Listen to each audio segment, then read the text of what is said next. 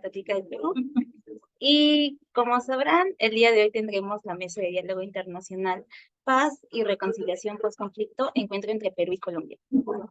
Y bueno, en esta mesa contamos con la presencia de Valeria Gómez Hurtado, quien es estudiante de Psicología de la Pontificia Universidad Javeriana de Colombia. Y desde la Pontificia Universidad Católica del Perú tenemos la presencia de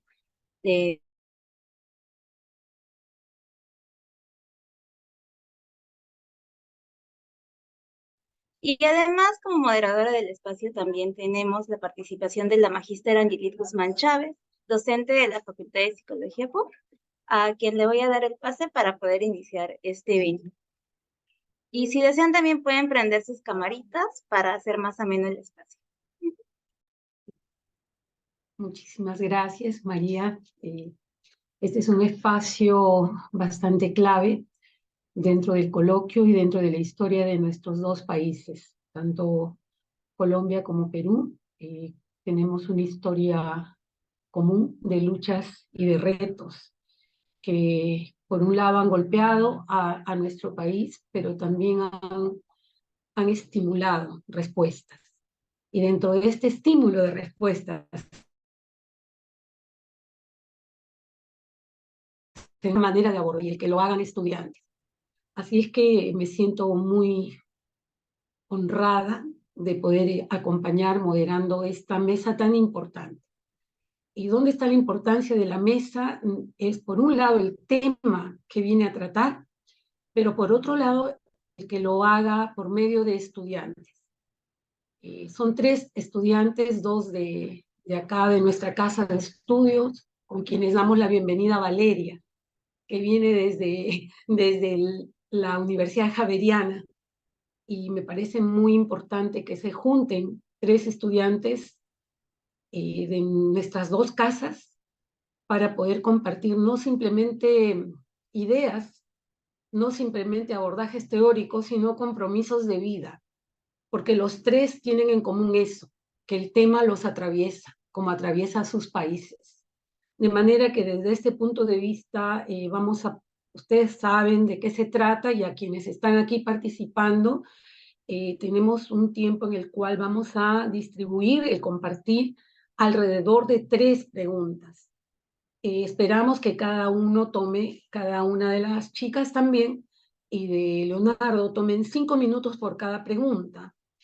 Pero para evitar dar 3 vueltas, porque eso la verdad nos va a quitar bastante tiempo, quiero proponer esto: que hagamos una primera ronda para abordar las 2 primeras preguntas, y hagamos una siguiente en la cual dejamos la tercera pregunta, y eso nos permite hacer unos turnos, pero a la vez no cortar tan así.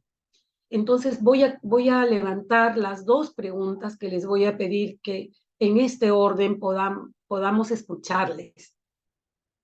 Vamos a dejar al medio a Valeria, al medio, y vamos a empezar con Nélida Vega Cifuentes, de nuestra casa y de nuestra Facultad de Psicología.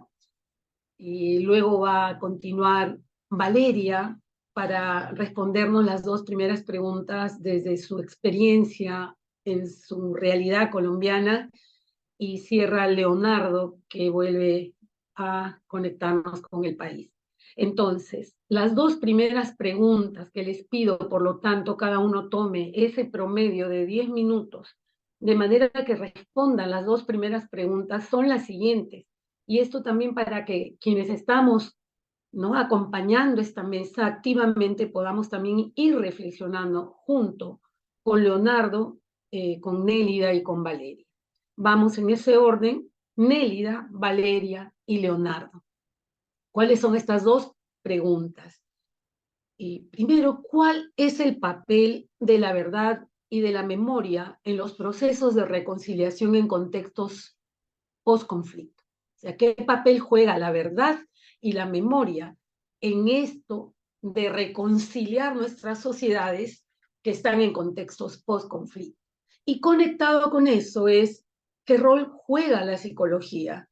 ¿Cuáles son los retos ¿no? En esta construcción de paz y esta reconciliación en estos contextos. De manera entonces que les invito a los tres a poder, por un lado, hablar del papel que juega la verdad y la memoria, y por otro lado, la psicología en conexión con estos dos grandes temas, para poder responder a los retos que vienen de los procesos de reconciliación en los contextos post-conflicto. Vamos con quien me acompaña, vamos a ir dándoles un avisito para que puedan controlar su tiempo y poder abordar estas dos preguntas utilizando sus 10 primeros minutos. Y vamos empezando, Nélida Vega Cifuentes, contigo, para que puedas compartirnos lo que tienes en el corazón, lo que tienes en toda tu trayectoria con este tema. Luego continúas Valeria Gómez Hurtado, sigues tú desde Colombia compartiéndonos alrededor de estas dos preguntas. Y termina Leonardo Chepe Escobar, que también vuelve a la casa de aquí, de la Católica, para que podamos escuchar estas reflexiones alrededor de papel de la verdad y la memoria, papel de nuestra disciplina en esa construcción de procesos de reconciliación y de paz en contextos post-conflicto. Entonces, me ayudan a ver los tiempos y vamos avisando, faltando unos 2 minutos de cada uno. María, tú eres la que me vas a ayudar en eso. Puedes ir haciendo un aviso a cada quien que le falta 2 minutos, cosa que así va redondeando su idea y tomando los 10 minutos para esta Claro, primera ronda. sí, Vamos, adelante, Nélida. Buenas tardes a todos. Bueno, quería agradecer este espacio y saludar. Yo soy, como había mencionado, soy estudiante de psicología, estoy en noveno ciclo y mi experiencia en conflictos, bueno, en cuanto a paz y reconciliación, bueno, recientemente el ciclo pasado llevé el curso de Psicología de la Inclusión y Exclusión, en la cual realizamos una intervención con población que había sufrido conflicto armado interno o eran descendientes o habían tenido contacto directo con víctimas del CAI. La población era en una comunidad llamada Pampachacra. Mi grupo viajó a la comunidad, realizaron la sesión de diagnóstico. eh, bueno, y también diseñamos una propuesta de intervención para ellos, aunque no se llegó a aplicar, pero el propósito del curso era diseñar una propuesta de intervención. Adicionalmente, mi experiencia con el CAI también se va hacia lo que han vivido mis familiares. Yo soy de Huánuco, de una provincia de Huánuco, en la cual también se vivió esta violencia voraz contra las poblaciones más vulnerables, ¿no? Tanto por parte de las fuerzas del orden, del ejército, también de los policías y por parte también Sendero Luminoso. De hecho, mis padres me contaban que tenían que a veces esconderse en los cerros para evitar esta confrontación, porque ellos no podían ponerse ni del lado de la fuerza del orden, ni del lado de los senderistas, porque en todo caso terminaban perdiendo de alguna forma u otra, eran víctimas de la represión de ambos grupos. Entonces, en el marco, en este contexto, la verdad es fundamental porque en contextos como los de Perú y Colombia, donde se han cometido violaciones graves de los derechos humanos, es necesario establecer un registro fáctico de lo ocurrido. Este esfuerzo se ha plasmado a través de las comisiones que existen en ambos países, con las cuales se busca extender las causas profundas de la violencia de modo que no se vuelvan a repetir en el futuro, y a través de la comprensión de las dinámicas de poder y las estructuras que permitieron o perpetúan la violencia en la actualidad. Asimismo, relacionado a esto, nos la verdad, o sea, el tener un registro de esta verdad, o mejor dicho, de la experiencia de las víctimas, nos permite reconocerlas y reconocer la memoria colectiva que surge a partir del conflicto. Esto es crucial para la dignificación de las víctimas, puesto que actualmente existe aún mucha mucho estigma o estereotipo hacia las personas que sufrieron la violencia en el CAI, y por muchas razones, quizá por razones étnicas o incluso el clasismo, es que las personas que han sobrevivido son pintadas como, no sé, como que se victimizan, que ellos mismos exageran el sufrimiento que han padecido, o que probablemente ellos participaron en la violencia, entre otros estereotipos o prejuicios que se tienen hacia ellos. En ese sentido, la memoria actúa como un contrapeso a la negación y el olvido, elementos que a menudo perpetúan los ciclos de violencia y resentimiento eh, entre los distintos grupos, tanto por parte de los grupos que han sido vulnerados como los grupos que quizá fueron vulnerados, pero no a tal nivel como las comunidades en el interior del país. Asimismo, el reconocimiento de la verdad permite una construcción de una narrativa inclusiva. Al reconocer la memoria colectiva y al fomentar que sea inclusiva, abarcando las distintas perspectivas y experiencias de todos los actores involucrados en el conflicto, se puede reconocer la pluralidad de las memorias y evitar narrativas unilaterales, evitar esta tendencia a que la historia la escriben los ganadores, ¿cierto? Entonces, ya no se trata solo de que los ganadores pueden escribir la historia, sino que todos podamos co-construir una narrativa de lo que ha sucedido y debatir acerca de las causas estructurales que estuvieron implicadas. Asimismo, se podría rescatar que a través del reconocimiento de la verdad se promueve la justicia y la reparación, lo cual ha sido fundamental para poder sanar esas heridas que se han producido a partir del conflicto armado interno. La verdad y la memoria, esta justicia transicional. En ambos países, los procesos de justicia han sido fundamentalmente, en ambos países los procesos de justicia han sido relevantes porque se ha podido como ¿cómo se dice? Se ha podido redignificar a las personas que han sufrido, es decir, no se les ha invisibilizado y al contrario se ha buscado como un contacto con ellos, lo cual desde la teoría psicosocial, en especial de Alport, es importante porque al fomentar el contacto entre los grupos es que se pueden vencer los prejuicios y se pueden establecer relaciones más saludables. Entonces, los procesos de justicia han sido muy importantes para abordar las demandas de las víctimas y para, reconstruir el tejido social.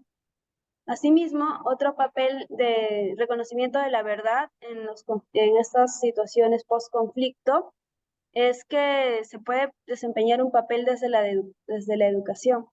La memoria del conflicto, al ser incorporada en la educación y la cultura, por ejemplo, a través de textos escolares o a través de material educativo en general, ya sea por redes o incluso en la plataforma de Aprende en casa, que se vio en la época de pandemia, permite revelar estas verdades incómodas, porque es muy cierto que es bastante incómodo hablar de un conflicto armado interno, porque en general nosotros las personas tendemos a buscar a un culpable, y al hablar de esas verdades, alguien en la sala termina siendo el agresor y alguien en la sala termina siendo la víctima. Pero esto no es la idea, sino que se pueda, como dije hace un momento, construir una narrativa que incluya a todos los actores.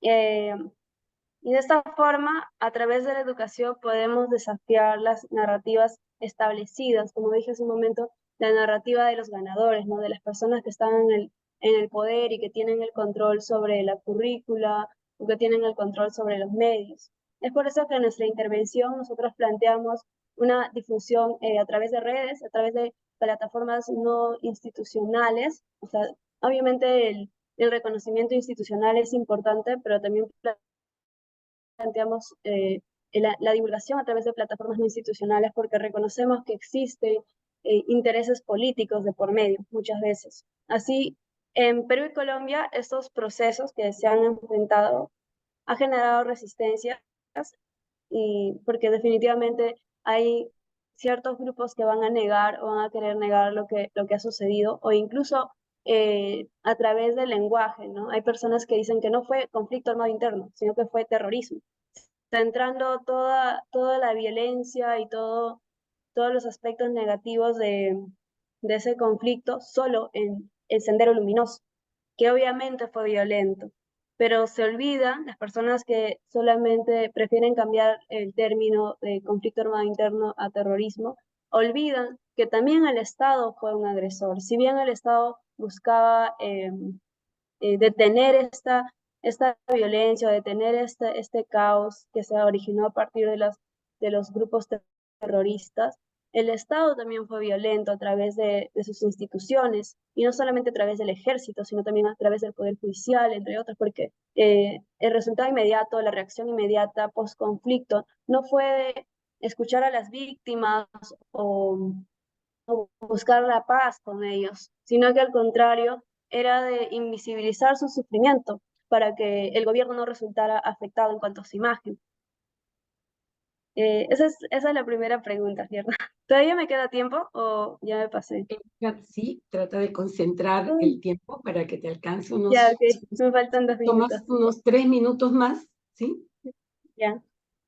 Bueno, respecto a cómo es que la psicología puede desempeñar un papel crucial en la construcción de la paz y la reconciliación en contextos post-conflicto, en primer lugar es importante notar la atención a la salud mental y trauma. De hecho, la psicología comunitaria en el Perú nació a partir del CAI. La psicología comunitaria empezó siendo como una forma de abordar las problemáticas de salud mental que se originaron a partir del conflicto armado interno. Entonces, el rol de la psicología, creo, el más visible que podemos notar es abordar las secuelas del trauma que han sido causadas por el conflicto.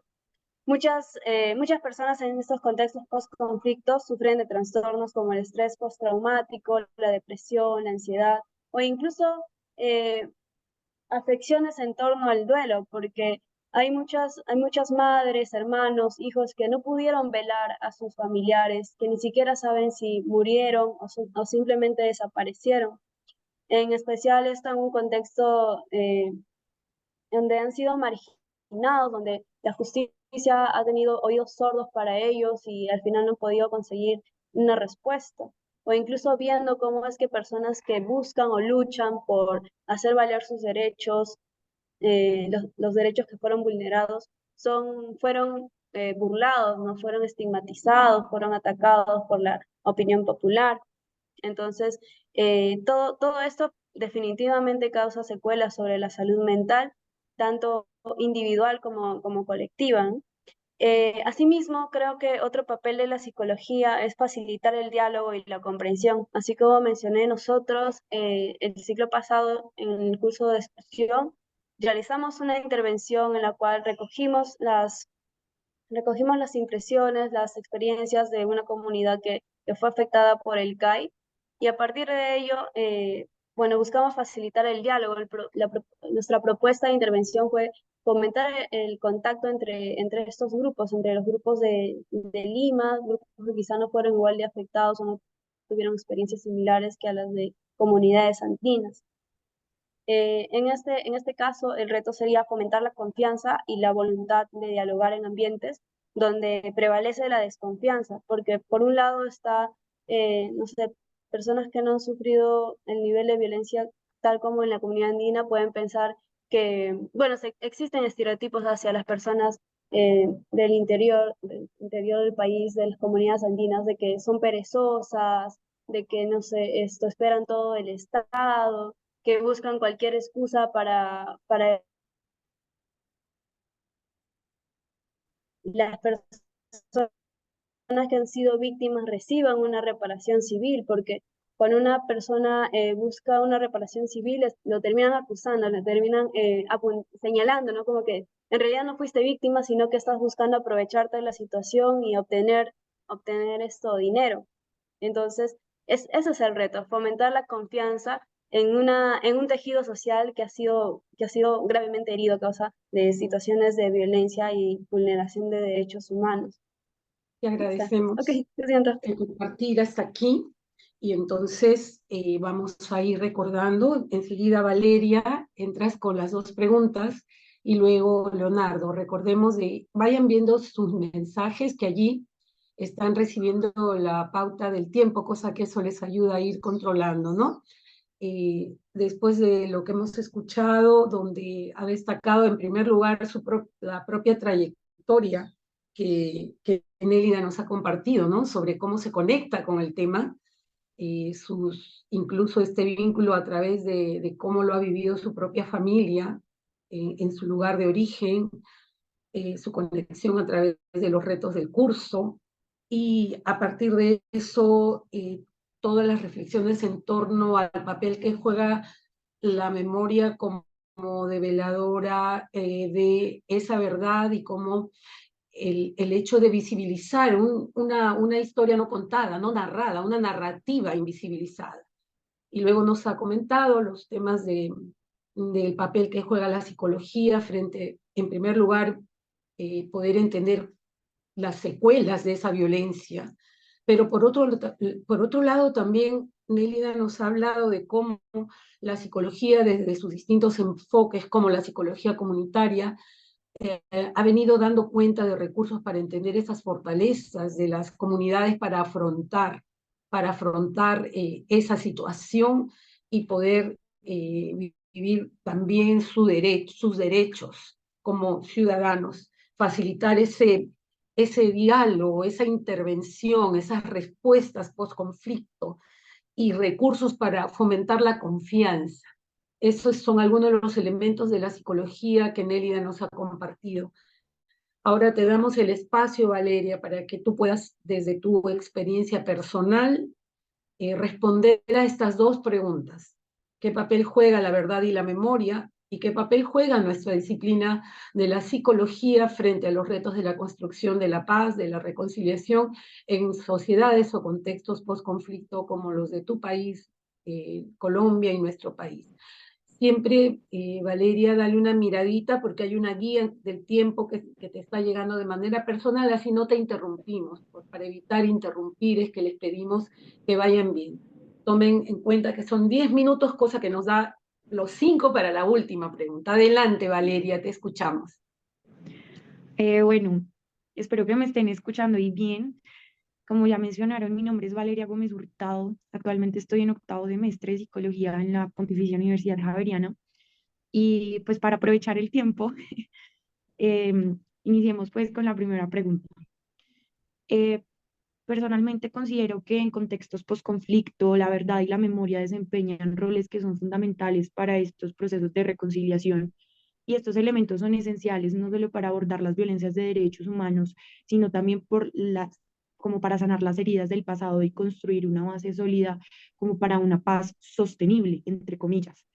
Entonces, de esta manera, podría decir que el eje fundamental para esta primera pregunta sería ese esclarecimiento de la verdad que se ha visto a través, por ejemplo, de la creación de la Comisión de la Verdad en Colombia, que surgió más o menos en el 2016 y en el 2018 ya se empezó a ejecutar. eh, y pues esta fue producto del conflicto armado, que ha durado pues en Colombia y ha sido una realidad social desde hace décadas. Entonces, de esta manera, pues es entender cómo, por ejemplo, una comisión de la verdad, que es una entidad destinada únicamente como a esa recolección de sucesos, de pues, acontecidos dentro de ese marco de conflicto colombiano, la verdad entra en este escenario de Colombia, donde se vio envuelto Colombia en una guerra de muchos sucesos con víctimas terciarias, que son las víctimas no directas, las empiezan a reconocer como unas víctimas desprotegidas en materia de reconciliación. Entonces, ¿qué está pasando con esas víctimas? ¿Qué hacer con esas víctimas? Entonces, a partir de ese conflicto colombiano, caracterizado por esa desaparición forzada, asesinatos, entre otros, eh, está casi que fundamentado en la incertidumbre generada a esas víctimas y por eso es que la verdad se vuelve como un papel protagónico post-conflicto, porque se empieza a significar a través de esas vivencias. Entonces, uno de esos retos más importantes en el proceso de paz post-conflicto sería como esclarecer la verdad para que las víctimas puedan saber qué pasó, cómo pasó, quién lo hizo, y así como reconstruir ese tejido de paz y reconciliación en una sociedad colombiana, como que sigue habiendo una violencia en cierto punto extrema. Entonces, para eso es muy importante entender que la verdad es la base de la reconciliación. Y esta sirve primero para clarificar la historia, ya que la revelación de la verdad sobre lo ocurrido durante el conflicto es crucial para construir una narrativa común y una comprensión compartida de los eventos. Entonces, esto implica que se deba documentar, que se deba reconocer las violaciones de los derechos humanos y, como mencioné ya, y como se dice muy coloquialmente, es problematizar desde las vivencias de las personas. Entonces, el segundo punto a resaltar sería como esa importancia de la verdad para la responsabilidad y la justicia, ya que esta facilita como esa rendición de cuentas y el establecimiento de responsabilidades por los crímenes cometidos, y también como la prevención de la impunidad, que va de la mano de la revelación de la verdad, que contribuye a prevenir la impunidad al exponer cómo esos actos criminales responsables sean llevados ante la justicia. Entonces, también como para mencionar la memoria como herramienta de reconciliación, hay que verla también desde una construcción de identidad colectiva.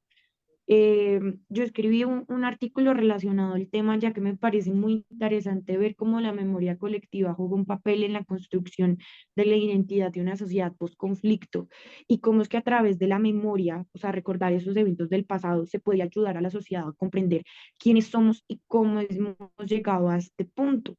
Cómo es que los sucesos nos están definiendo hoy en día y nos siguen marcando para el futuro.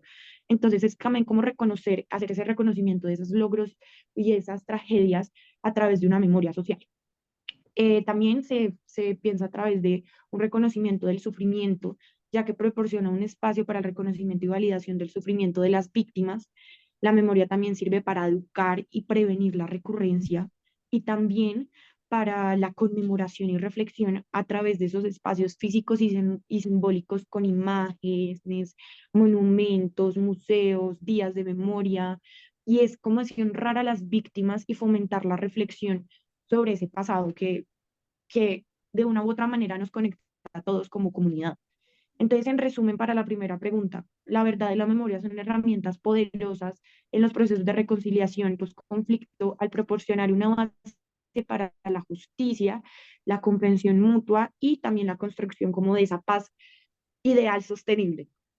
Yéndonos ya a la segunda pregunta, yo diría que la psicología desempeña un papel crucial en la construcción de la paz y la reconciliación en contextos post-conflictos, ya que esta aborda las dimensiones no solo emocionales, sino también las sociales y psicológicas de las personas y comunidades, no solo afectadas de manera directa, sino de manera terciaria.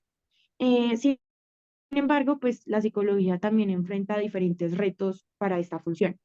Entonces, hablando un poco sobre ese rol de la psicología, se puede observar a través de el acompañamiento e intervención psicológica en traumas individuales y colectivos, por ejemplo, también a través del apoyo de víctimas y sobrevivientes, donde proporcionan un apoyo y ayudan a reconstruir las vidas, a fortalecer la resiliencia, a abordar los temas emocionales, tipo también los traumas.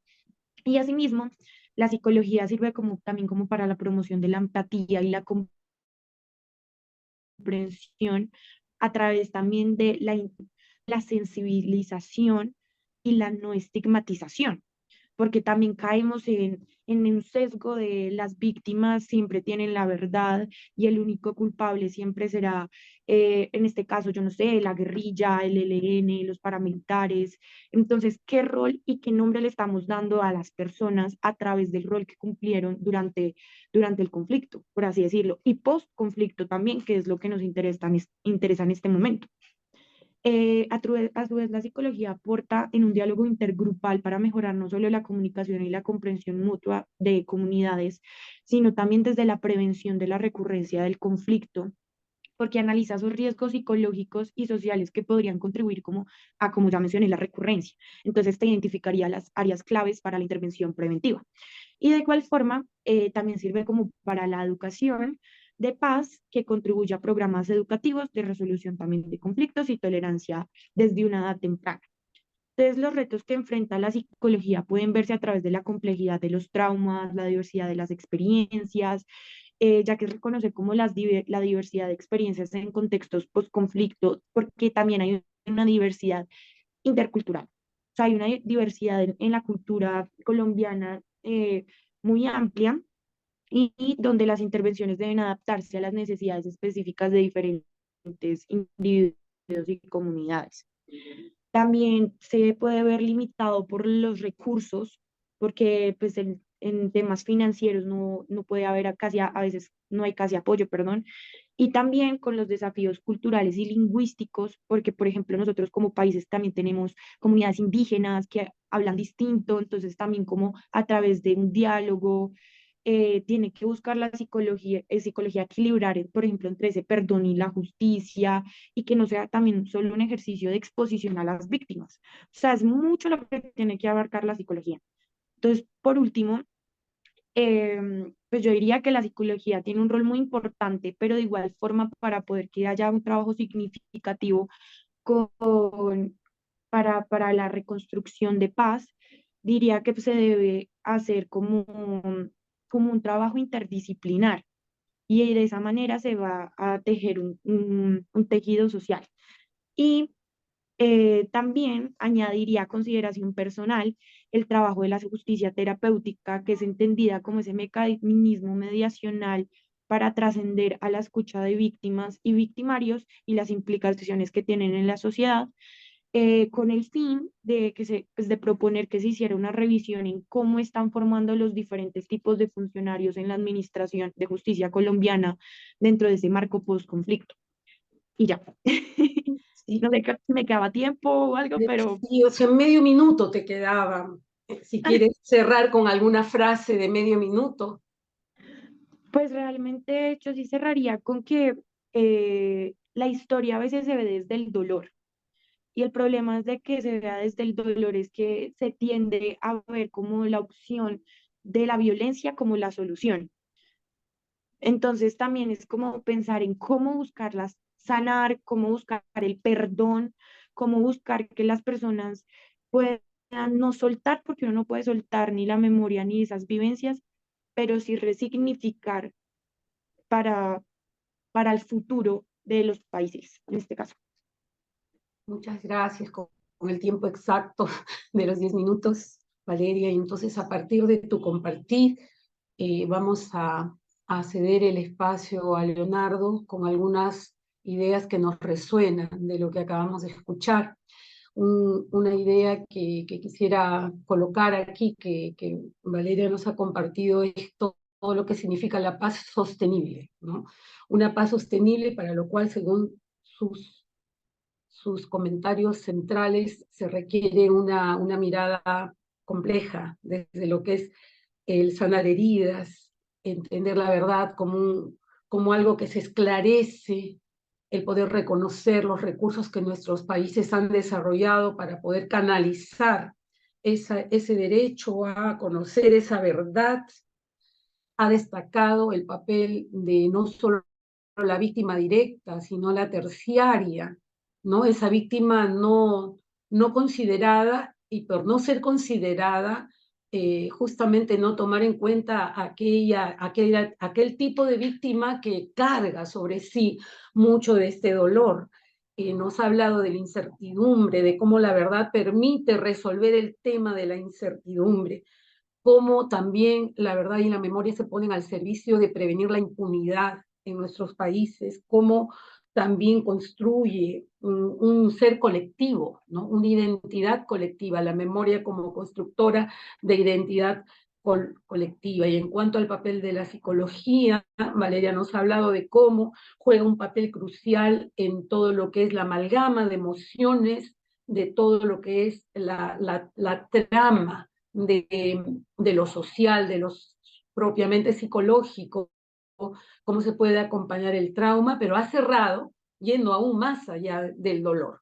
Justamente nos ha retado en sus últimas frases a que no miremos todo desde solamente superar la violencia o abordarlo desde la violencia, sino resignificar aún la mirada.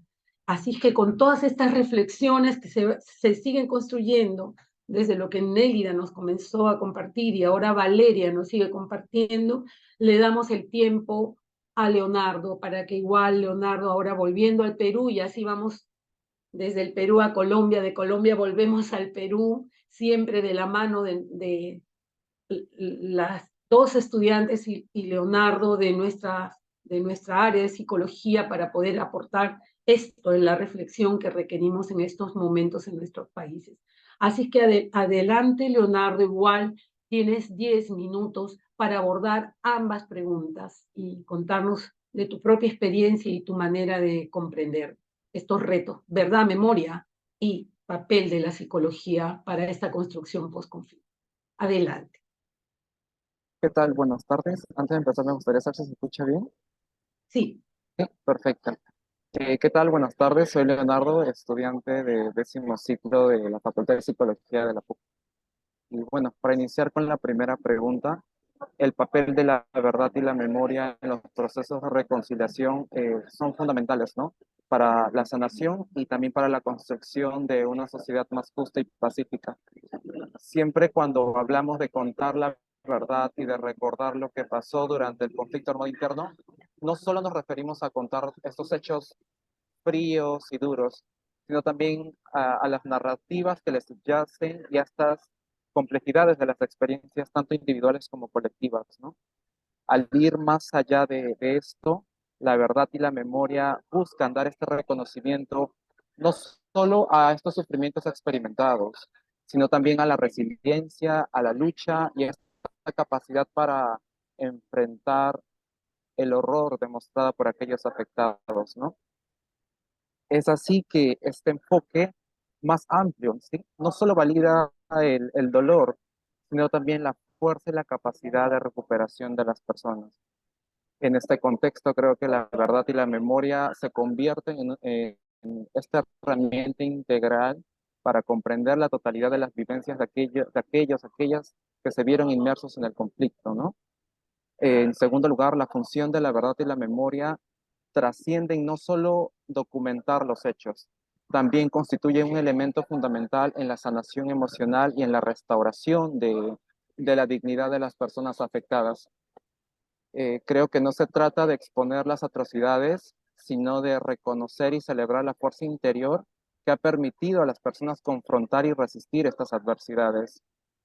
Por lo que este enfoque holístico no solo contribuye a esta sanación individual, sino que también va sentando estas bases para una reconciliación más completa y duradera en la sociedad, ¿no? Ahora, en cuanto a la justicia, la verdad y la memoria van adquiriendo un significado más amplio y proactivo.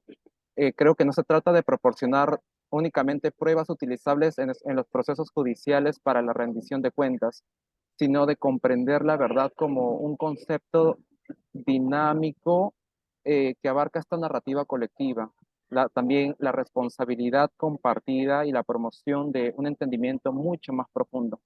Es así que la memoria se convierte en un acto activo de recordar y aprender, contribuyendo no solo a esta justicia punitiva, sino también a esta justicia más restaurativa y transformadora, ¿no?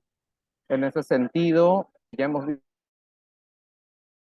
visto la memoria, ahora con respecto a la verdad, vierten ambos en pilares para la construcción de una sociedad justa y reconciliada.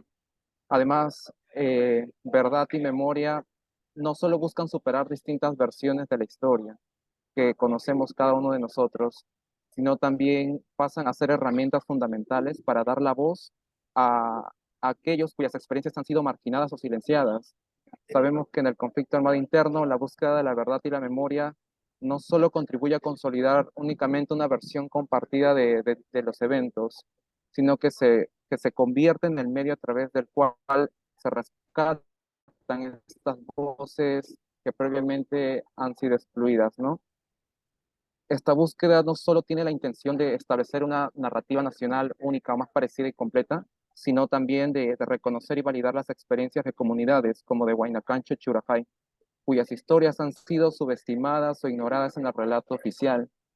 En particular, dicho centro poblado se alza como un ejemplo de comunidad cuyos testimonios han han permanecido en las historias eclipsadas o por narrativas más predominantes, ¿no?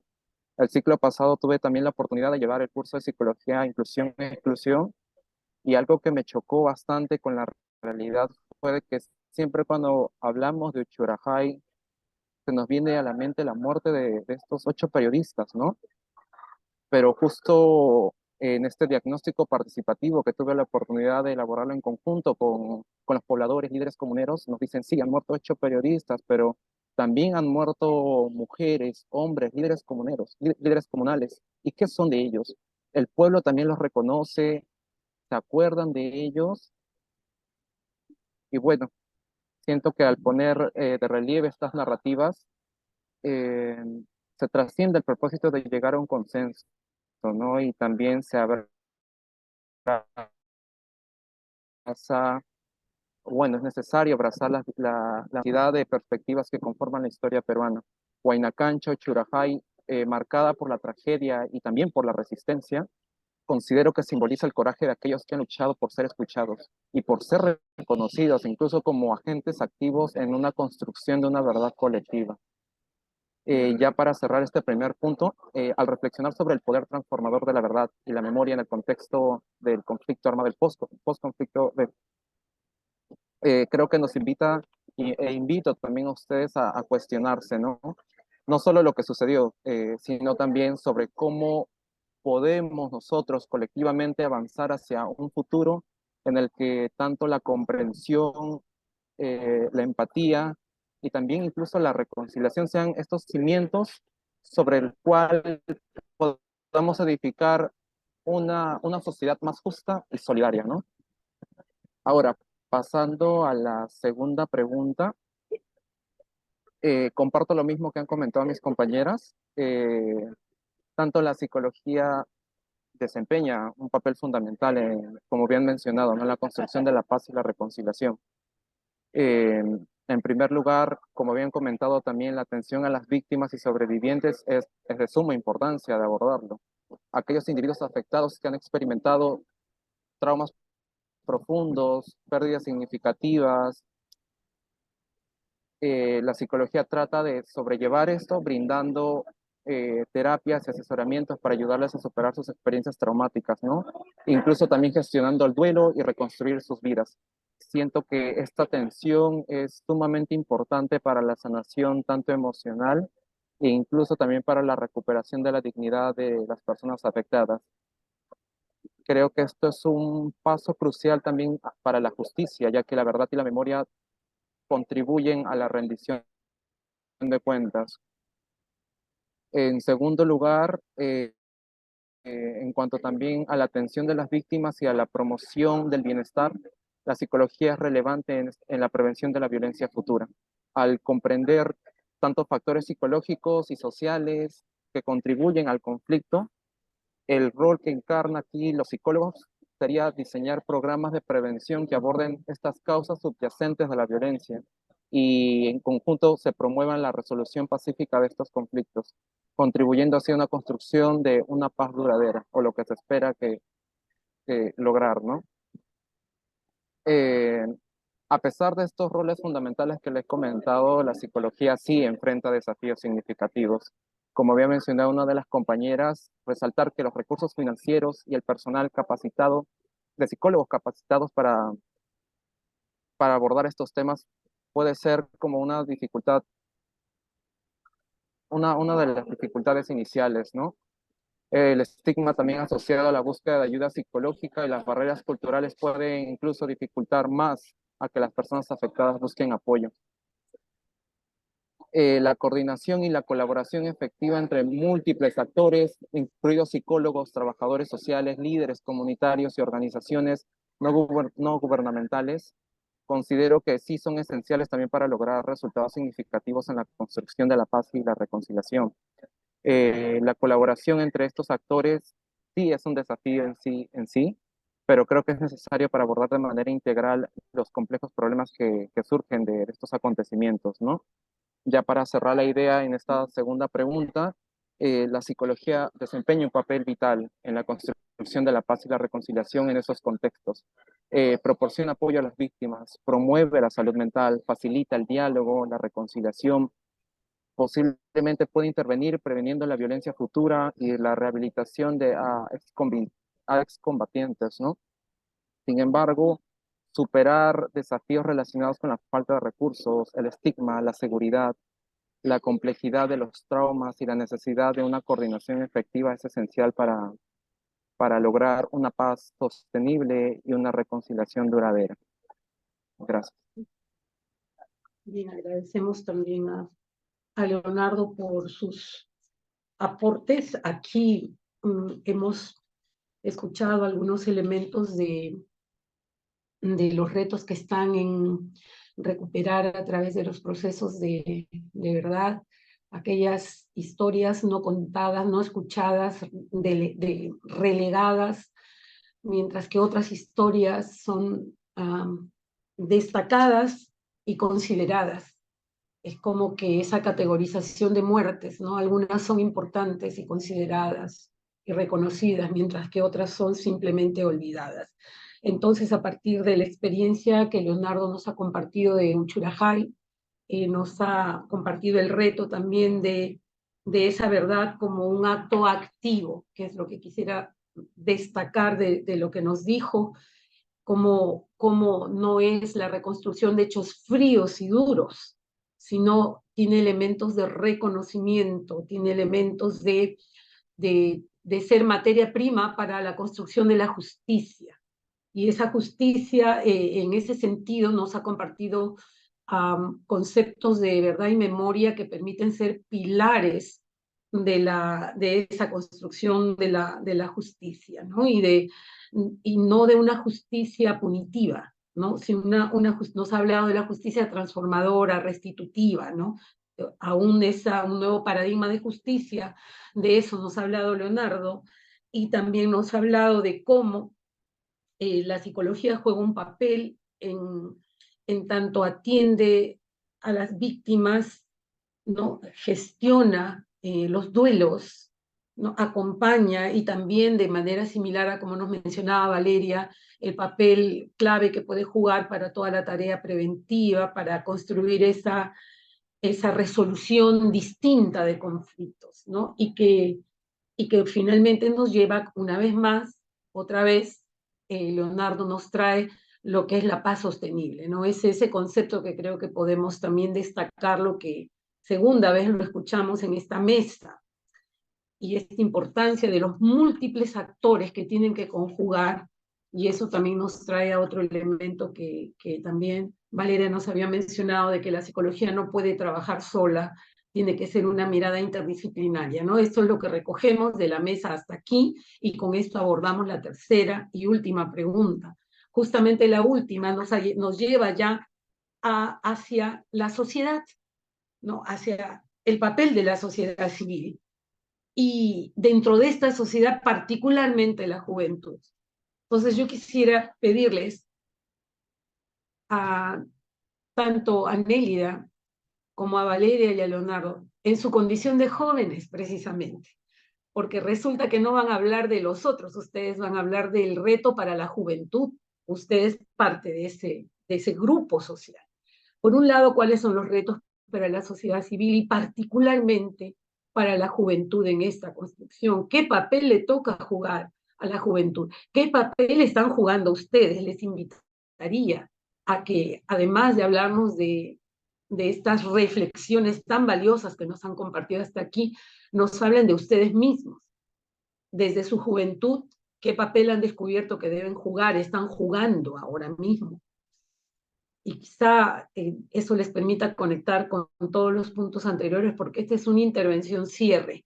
Entonces, con 5 minutos para cada quien, utilícenlo como para un cierre y para hablar de la sociedad civil, de la juventud, en hacer de que esta verdad y memoria, ¿no? Y en este caso, que esta psicología misma pueda cumplir el papel que tiene, pero pensando en la sociedad civil ahora, ya pensando en la juventud. Entonces, por favor, 5 minutos para cerrar con esto a modo de que ustedes puedan concluir con sus reflexiones en este momento y luego vamos a dar pase a preguntas, ¿no? Y comentarios de quienes están participando aquí en este conversatorio.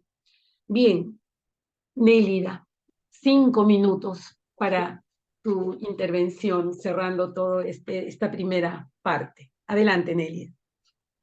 Bueno, yo creo que desde la juventud, nosotros, particularmente la generación Z, tenemos esta característica de apertura mayor a la de las otras generaciones y que vamos a transmitir finalmente a las nuevas generaciones que se aproximan, eh, puesto que ya tenemos mayor acceso a información y el dominio de la tecnología nos ha permitido tener una perspectiva más diversa y, bueno, acceder a perspectivas más diversas también, a comparación de nuestros padres, abuelos, que solo podían acceder a la perspectiva a través de la experiencia oral o la comunicación oral con personas de su mismo entorno.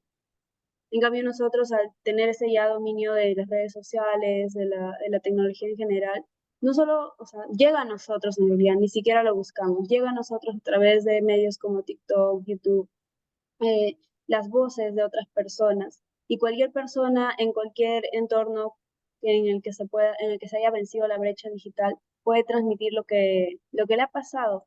Y a partir de esto, creo que un aspecto fundamental en el cual podemos trabajar como juventud es en la resiliencia comunitaria. Esta noción de la resiliencia, según Ungar, no se limita a las capacidades individuales, sino que también implica la fortaleza y la adaptabilidad de las comunidades. En ese aspecto, la psicología juega un rol fundamental en potenciar los recursos de las comunidades, en identificar y ayudarlos a llevar a la conciencia estas herramientas con las que ellos ya cuentan y quizá no han identificado y que de la mano con ellos en una, bueno, como dije, co-constructiva se pueda establecer algo en conjunto. ¿Es un tiempo? Eh, Todavía, todavía tienes em, unos minutos más, 3 minutos entonces, más. bueno, esa sería la tarea. Eh, Asimismo, como dije, a partir de nuestra apertura es que nosotros generalmente los jóvenes están implicados en actividades en el activismo y cambio social, ¿cierto? En relación a ello, el psicólogo Ignacio Martín Baro destacó el papel de la psicología en la comprensión y transformación de las estructuras de poder en la sociedad, que fue básicamente una de las razones estructurales, por así decirlo, que causaron el conflicto, ¿cierto? Por esa desigualdad que existía entre las comunidades, o bueno, los centros urbanos y las comunidades rurales, porque todo esto nació de la insatisfacción de las comunidades en el interior, de este olvido que existió hacia ellos y de cierta forma también de esta ruptura del tejido social, de esta ruptura entre los grupos que conforman a la peruanidad en general. Entonces, la sociedad civil y los jóvenes pueden utilizar estas ideas para desafiar la estructura opresiva y promover la justicia social y la paz a través de hecho ya se hace, ¿no? A través de movimientos juveniles que abogan por reformas políticas y sociales que aborden las causas subyacentes del conflicto. Muchas gracias, Nelia. Entonces, con estos retos de los rasgos de la juventud que nos has resumido, ¿no? Esa apertura, esa conexión tan íntima con los avances tecnológicos que permite una mirada a esa diversidad, ¿no? A esa aproximación diversa, distinta a anteriores generaciones, ¿no? Y esa capacidad de las nuevas generaciones de poder desafiar, ¿no? Desafiar los problemas, incluso entonces, tú consideras que allí está uno de los principales retos de la juventud en esta construcción de la paz, en esta construcción de la reconciliación. Y entonces a partir de eso vamos a darle el espacio a Valeria para que Valeria nos comparta su reflexión final de cierre de estas dos rondas, ¿no? ¿Cuál es el reto entonces para la sociedad civil, para la juventud dentro de esa sociedad en esta construcción de la paz? Adelante, Listo. Valeria. Pues yo realmente considero que la sociedad civil desempeña un papel vital en esta construcción de paz y reconciliación, ya que este es un agente independiente que puede abogar por el cambio, puede promover esa paz sostenible de la que hemos hablado y a su vez cómo movilizar a la comunidad. Entonces, partiendo de que Colombia, lastimosamente, se puede decir que se ha politizado mucho estos temas de guerra y de paz y pues también de posguerra. Entonces, pues yo diría que el papel de la sociedad civil es importantísimo porque a final de cuentas es quien acredita que haya un ánimo genuino como de entablar esos procesos de paz con grupos que han marginado tanto al país.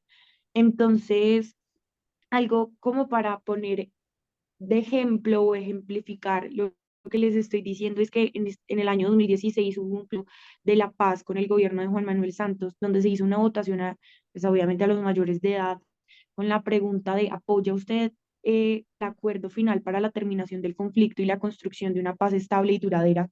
¿Sí o no? Y sorprendentemente ganó el no. O sea, los colombianos votaron no. Y de esta manera lo traigo a colaciones porque se puede observar cómo se ha politizado el proceso a tal punto que es determinante si quiero o no paz para la sociedad. O sea, ¿a qué punto hemos llegado?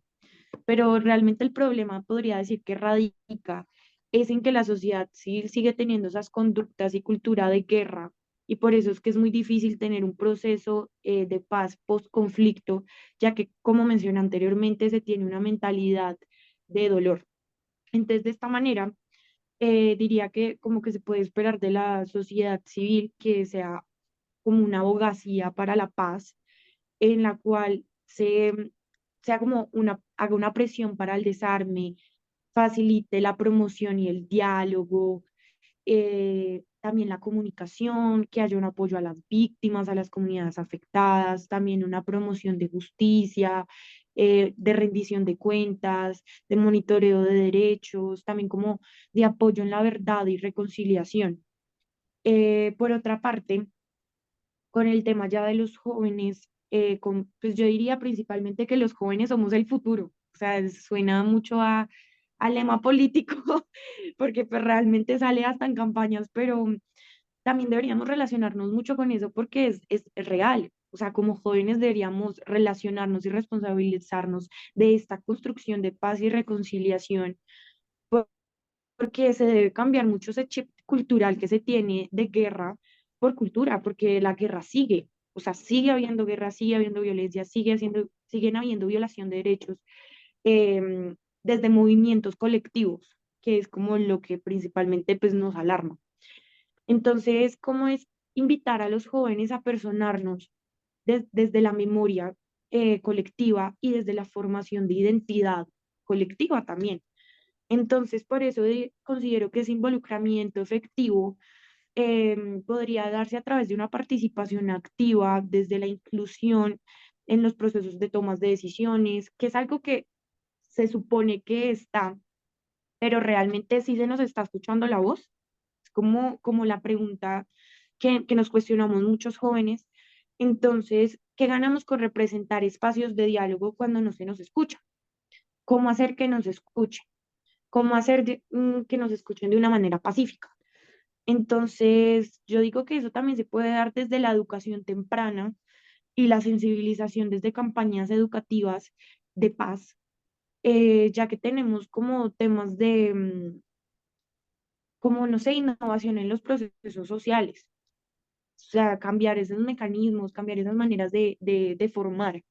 Entonces, también considero que los jóvenes también pueden aportar mucho desde esos eventos culturales y artísticos también porque somos puentes entre comunidades y también porque podemos colaborar de manera intercultural o de manera cultural en un intercambio cultural, perdón. Entonces, ya para cerrar, diría que la participación activa de la sociedad civil, incluida la de la juventud, es esencial para la creación de una paz y promover la reconciliación en contextos de posconflicto, ya que la diversidad de enfoques y esa colaboración entre diferentes actores pueden fortalecer mucho esos esfuerzos para la paz y la justicia social.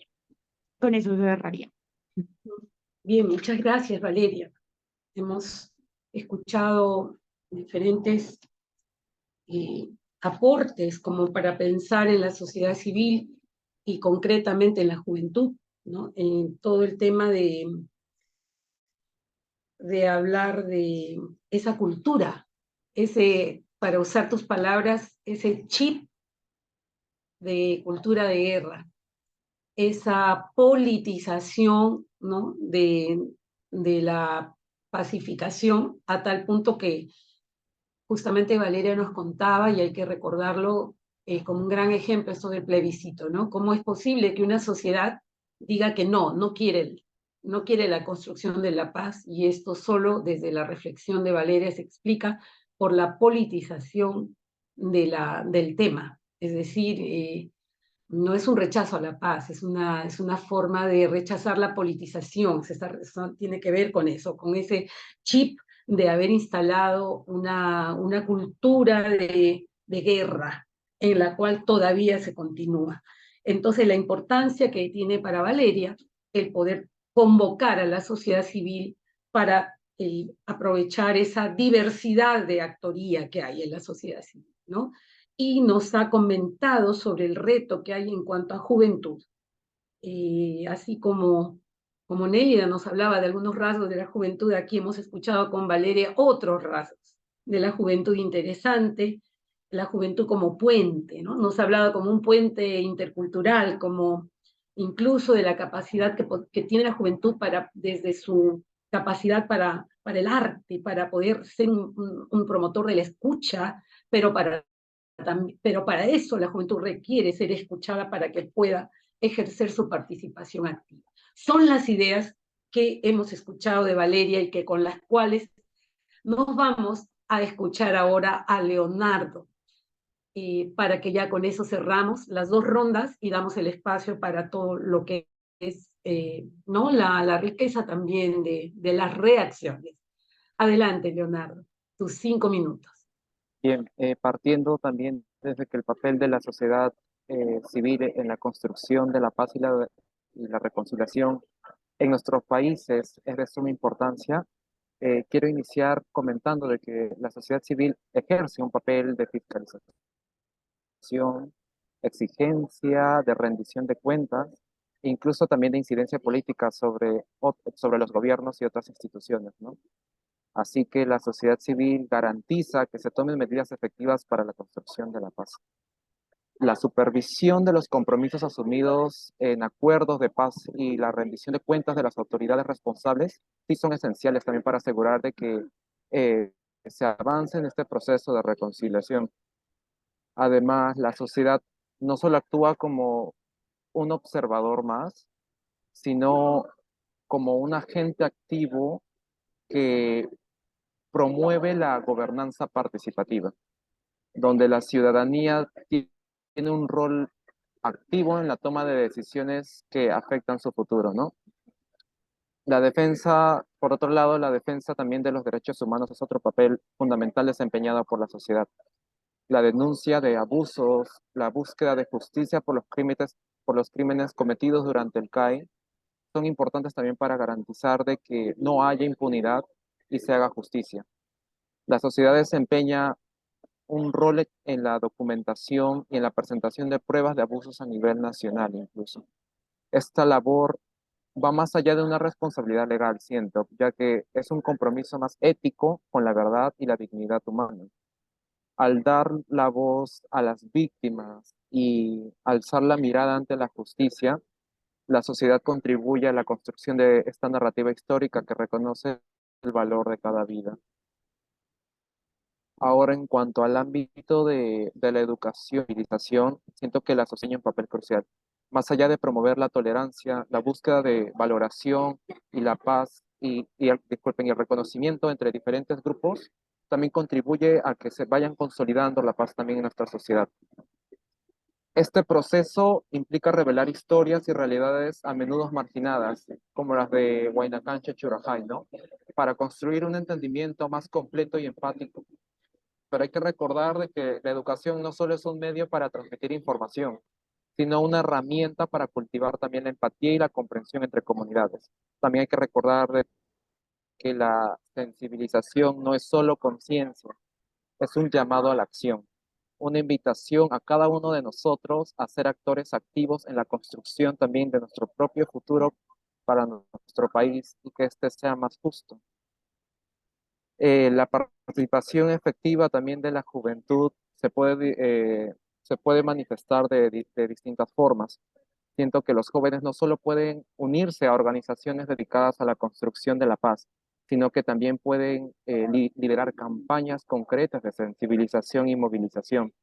Eh, Tomo como ejemplo una actividad que justo hace unas semanas había organizado en nuestra universidad, que era las Rutas de la Memoria, en donde, en donde se compartieron experiencias y aprendizajes de estudiantes de no solo de la Facultad de Psicología, sino también de otras facultades. Y me percaté de que en estos espacios los jóvenes juegan un rol crucial en la difusión de la verdad. Actúan como puentes, como lo habían mencionado, entre la historia de la comunidad y la sociedad en general, ¿no? Al compartir las historias no contadas, los jóvenes desafían en cierto nivel estas narrativas hegemónicas y se convierten en estos arquitectos de una memoria más colectiva e incluso más inclusiva, valga la redundancia. Asimismo, buscando fuentes, encontré de que el diálogo intergeneracional, no limitado solo en generaciones mayores, sino también extendido en infantes, se revela como una pieza esencial en la construcción de puentes entre generaciones, ya que aprender de las experiencias pasadas también aportan nuevas ideas y enfoques incluso más recientes, que son aspectos claves para una colaboración efectiva. Ya por último, en cuanto a la participación política, más allá de votar o postularse para cargos públicos, la juventud tiene el desafío de renacer en la política. Siento que se les llama a gestar a un enfoque más participativo, una participación política, pero caracterizado en la colaboración, la transparencia y también la responsabilidad, ¿no? Que permite un rol trascendente en la construcción de la paz. La juventud no es solo el futuro, sino también este motor para un cambio político significativo. Ese cambio político radica en reinventar la política como una fuerza para el bien común, donde cada voz, independientemente de la edad, género o clase, tenga un papel significativo en esta toma de decisiones, ¿no? Así la participación sería auténtica y no solo se trataría de elegir líderes, sino de convertirse en líderes de cambio que se requiere ver en nuestra sociedad de hoy en día. Gracias. Entonces agradecemos a Leonardo por todo lo compartido, que junto con lo mencionado por Nelia y Valeria es el aporte de los tres alrededor de estas tres preguntas, ¿no? Cuando Leonardo compartía, recordaba esa famosa canción que se solía escuchar: me gustan los estudiantes porque trabajan por la justicia, ¿no? Escuchando a Leonardo, pensaba en esa canción y, y, y animaba, pensaba en cómo los retos que nos ha dejado tienen que ver, por un lado, con una síntesis. Cuando ha hablado de la sociedad civil, ha hablado de la síntesis de lo que debe ser una sociedad activa involucrada en esta construcción. Nos ha hablado de su papel fiscalizador, de su papel de promotor de la rendición de cuentas, de gestor de una incidencia política, de una gobernanza ciudadana, el poder ser un medio para poder promover una conciencia sobre los abusos, una gestora de documentación, una real voz, y ha hablado de la importancia de la educación, ¿no? De que cómo puede, a través de esta de comunicación o esta documentación, poder ejercer un rol fundamental. Y también nos ha hablado, coincidentemente con Valeria, del papel que ya la juventud juega como puente. Ahí hay una coincidencia, los dos han utilizado este rasgo. Entre tanto, la juventud puede ser un puente, y según Leonardo, como desafiando narrativas hegemónicas, ¿no? Y como arquitectos de la memoria. Me quedo con esa frase, se las traigo para refrescarnos y cómo pueden contribuir no solamente con un diálogo intergeneracional, sino también con ser activos líderes para construir un renacer de la política, una manera distinta, esa refundación de la política, con un liderazgo comprendiendo una nueva manera de hacer política. Es así como termina el compartir de esta mesa, con lo cual abrimos unos minutos a participaciones. Voy a pedir que esté Claudia, estás a cargo de estar mirando a quienes puedan expresarse por medio del chat y a quienes también quieran tomar el micrófono, siempre que sea muy breve, por favor, por los tiempos, evitar los comentarios largos, pero sí algunas preguntas. Damos todo el espacio ahora para este intercambio. Adelante, por favor, a quienes quieran participar.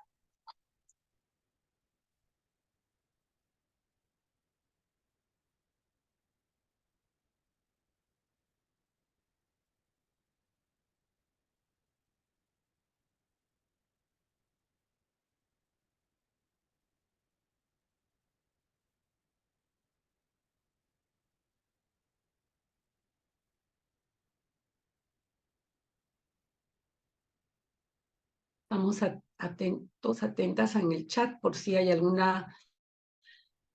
comentario que allí se quiera hacer, como también a quien quiera pedir, ¿no?, el micrófono para poder compartir.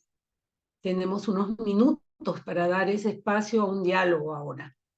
Adelante, por favor, animémonos a conversar con la mesa, con los 3 estudiantes, con las 2 estudiantes y con el estudiante que acaban de compartirnos. Valeria desde Colombia y Nélida y Leonardo desde el Perú. Adelante, por favor.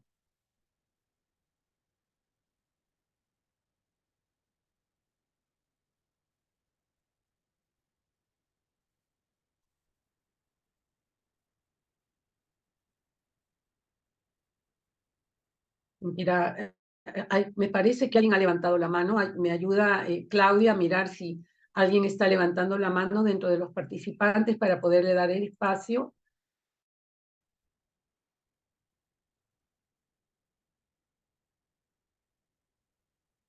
También pueden ir escribiendo comentarios en el chat.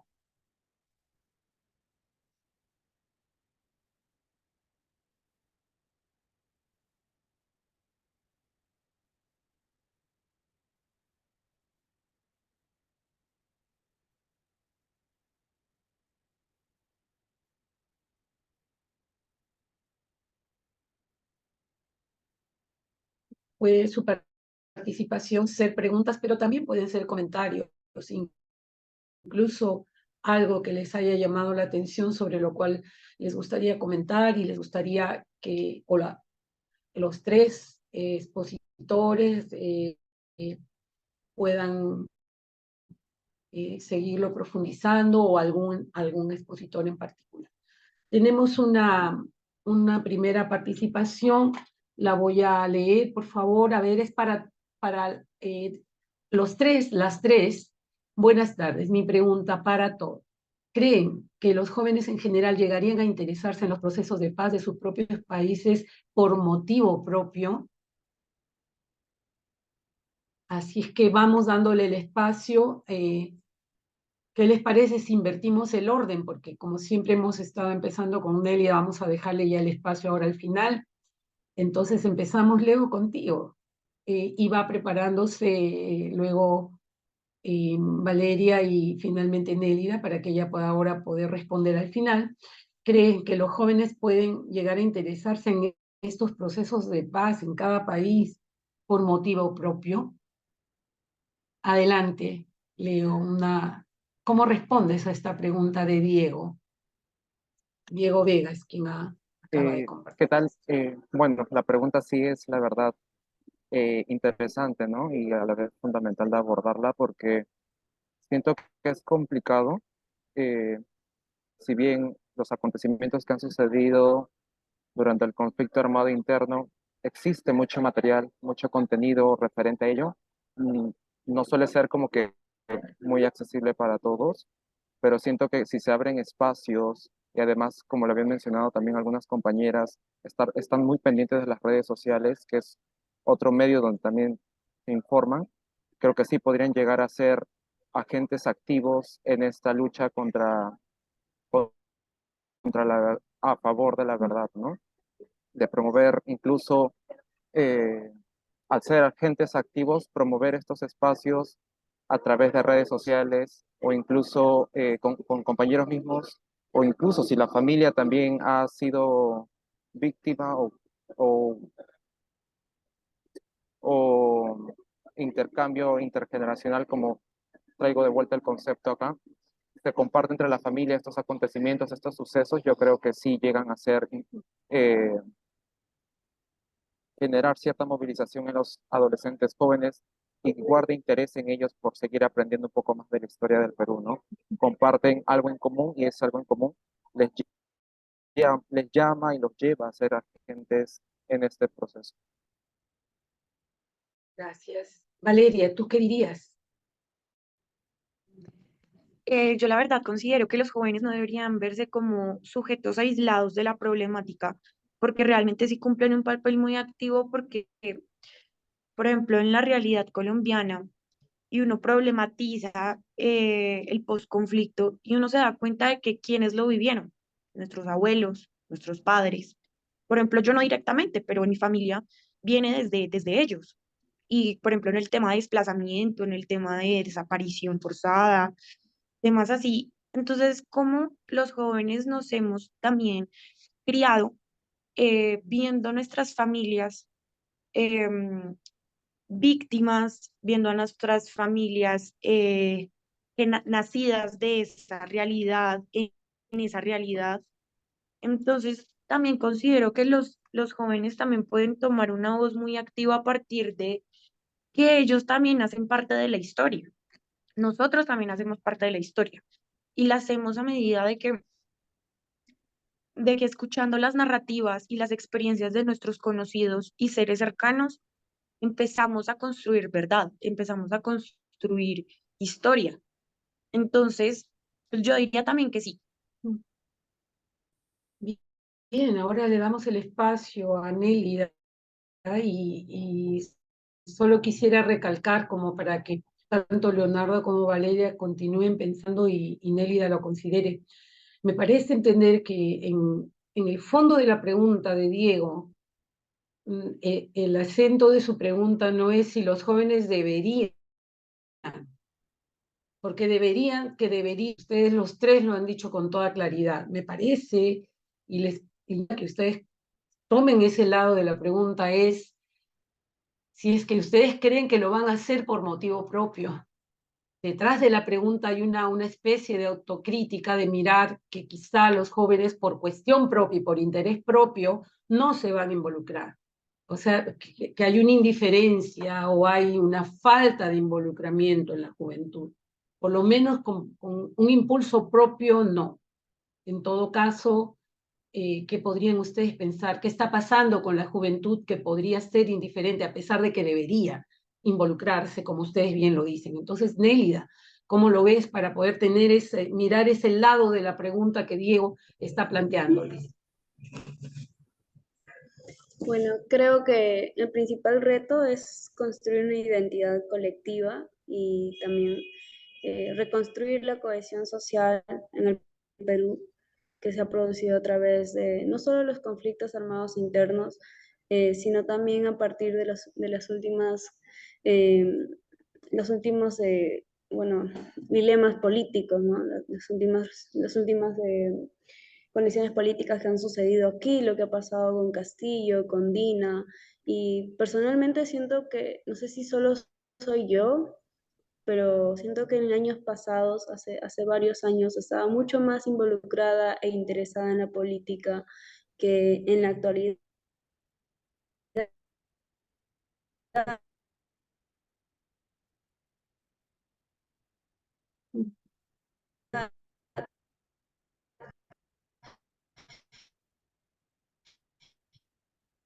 Y quizás suceda por el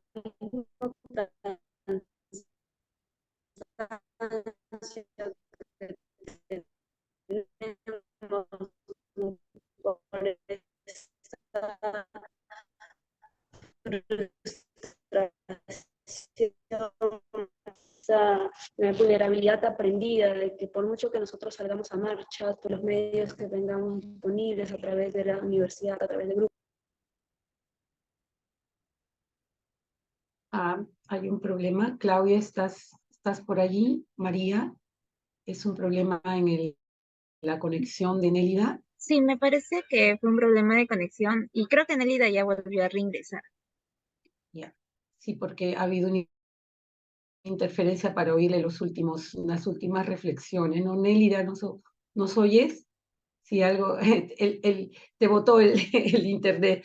Pero nos estabas diciendo, ¿no? Que incluso tu propio testimonio de que tú misma estabas como desanimada a la participación política, no era como en tiempos pasados, y que tú notabas como que hay ¿no? Hay un cansancio, una indiferencia, ¿no?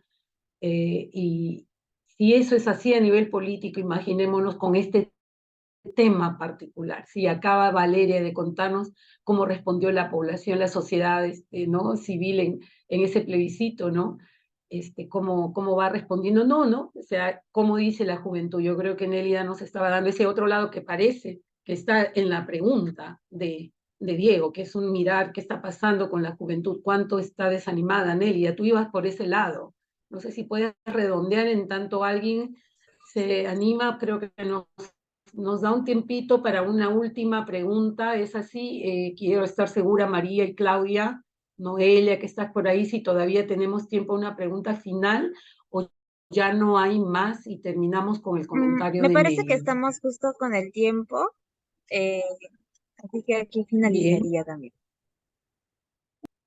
bien. Entonces, Nélida, redondea porque estabas diciendo algo y por la interferencia no te terminamos de oír. Bueno, sí, en conclusión es que quizá yo estoy observando, o incluso en la misma facultad, el otro día llegó un chico del FEPUC y nos comentó que era la única lista que se presentó este año y que o sea, incluso estaba pasando por los salones solicitando que nosotros votemos porque no iba a haber representación de los estudiantes en la universidad, debido a que básicamente tal vez en estos últimos ciclos ya los jóvenes no nos estamos interesando tanto por cuestiones políticas, al notar que nuestra voz, por muy fuerte que sea, por con mucha energía con la que nos percibilizada o quizá incluso ridiculizada, ¿no? Porque consideran que no tenemos experiencia suficiente como para hablar de estos temas o por el mismo autocentrismo en el que las otras generaciones consideran que son de cierta forma superiores a nosotros por lo que ellos ya han vivido y por esa ilusión de que ellos tienen el conocimiento en la mano. Bien, con estas reflexiones y todo lo que se ha dicho en esta mesa, ya dejamos esto. Yo quisiera pedir algunas reacciones. Tenemos varios medios en el compendio de reacciones que podríamos entregarles a Valeria, ¿no? A Nélida y a Leonardo. No son solo palabras, lo que ellos han traído, lo que las chicas y Leonardo traen, son trayectorias. Siempre que te invitan a una mesa, tú puedes ser muy experto, pero siempre son trasnochadas, porque siempre quieres actualizar tu reflexión. Entonces no es sencillo colocarse allí. No se trata de un dominio temático, se trata de una responsabilidad de un foro, de un espacio. Así que podemos, por favor, regalarles a través de reacciones nuestra manera de agradecerles que nos hayan alcanzado este compendio de reflexiones. Bueno, vamos a pasar, que yo voy a ir pasando todas las semblanzas y podamos dar a través de estos emoticons, a través de estas reacciones, una manera de decir que ahí estamos, ¿no? Ahí estamos recogiendo estos retos, estas trayectorias, estos anhelos, estas apuestas, estas agendas que se abren, ¿no? Muchísimas gracias a Valeria desde nuestra Colombia, como decía el gran poeta chileno Pablo Neruda, ¿no? Viva Colombia, bella y enlutada, ¿no? Desde nuestra Colombia querida, y también a Leonardo y Nérida desde nuestra casa, desde nuestro Perú. Gracias por las convicciones con las que han llenado este espacio. Así es que aplaudimos su esfuerzo y nos quedamos con la responsabilidad que nos deja, porque han hablado a varios niveles. Así es que con esto terminamos agradeciendo todo lo compartido. Sí, igualmente, muchas gracias a todos, todas, todos los asistentes. Muchas gracias, Angelit, por moderar el espacio, también por las valiosas reflexiones en general de nuestros ponentes, estudiantes, Leonardo, Valeria, Nélida, docente, gracias. Y bueno, reiteramos nuestros agradecimientos por su valiosa contribución y también por el tiempo que han brindado. Me parece que Valeria, ¿tienes la manita alzada? Ay, sí, qué pena. Es que quería antes de que se cerrara el espacio agradecerles por la invitación, por dejarme participar en esta mesa. Estuvo increíble, una experiencia única, aprendí demasiado de ustedes. Me voy muy contenta. Espero por favor que me puedan compartir la grabación. Me alegró conocerlos, conocer esos puntos de vista, aprender de ustedes. Valoro mucho este espacio, ojalá lo podamos tener nuevamente. Y nada, desearles éxitos y espero encontrármelos más adelante. Y lo de la grabación, ojalá me la puedan mandar al video en serio, para poder mostrársela a mi familia.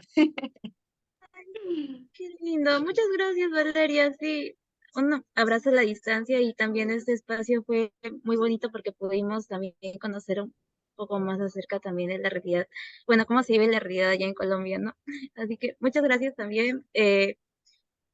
Bueno, quizás con ello estaríamos dando terminada nuestra mesa de diálogo internacional, pero Creo que había una foto, ¿no? ajá, Una antes foto. de ello, sí, una fotito, con todos y todas. Si pudieran prender sus camaritas, quizás para tomarnos la foto. Vea y a Yuli, a Gabe, a José Javier, Élida. a Danita. Bueno, entonces, sigo esperando quizás algunas camaritas se vayan a prender.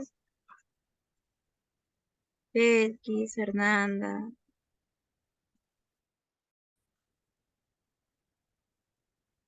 Pero esperamos, de repente, 2, 3 personas más quieran prender sus camaritas.